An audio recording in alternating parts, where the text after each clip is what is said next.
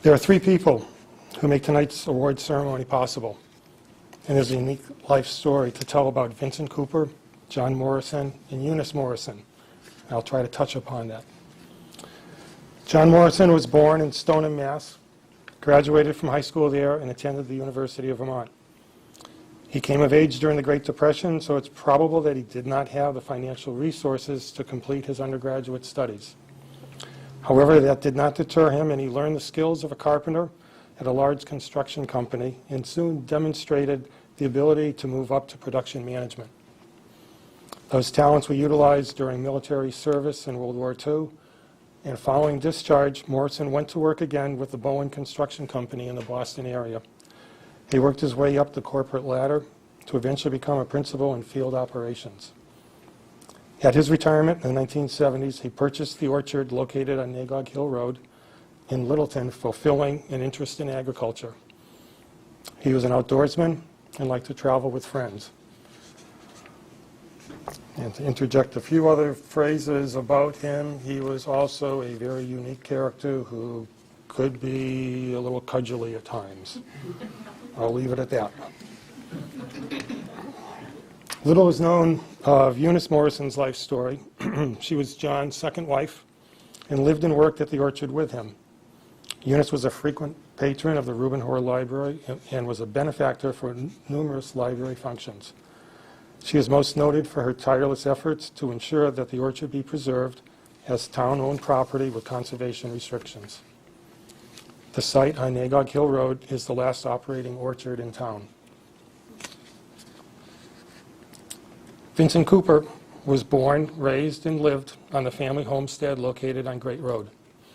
He was a salutatorian of his high school class in 1934 and went on to earn an undergraduate degree at what is now UMass Amherst, and eventually a graduate degree in etymology and geology at Virginia Tech. He was, in every sense of the word, a man of the soil.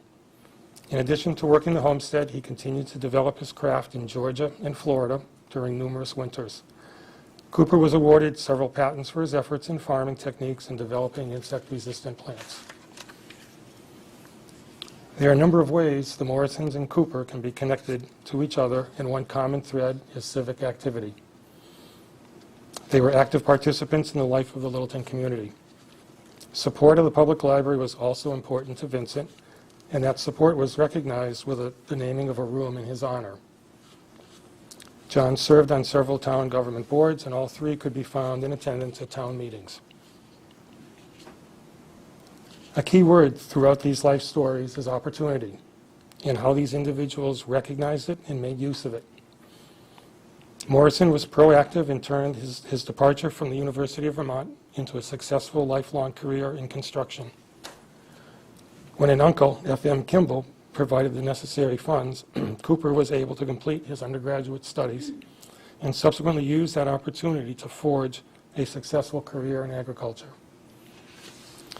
The accumulated family wealth at her disposal provided Eunice financial security and thus the opportunity to ensure the conservation rather than the sale of the orchard.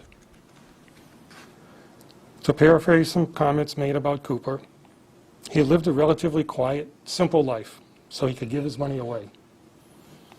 Cooper's perspective about wealth is evident in his comment, "Not too shabby for a farmer," during discussions regarding the drafts of his trust documents. Opportunity presents itself in a variety of ways.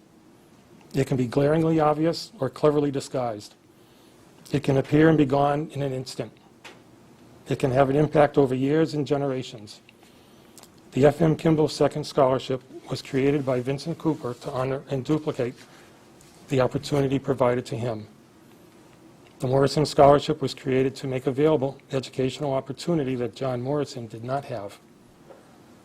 The life stories written by John and Eunice Morrison and Vincent Cooper can be summarized by a quest for excellence, a thirst for knowledge, lifelong learning, and giving back to the community.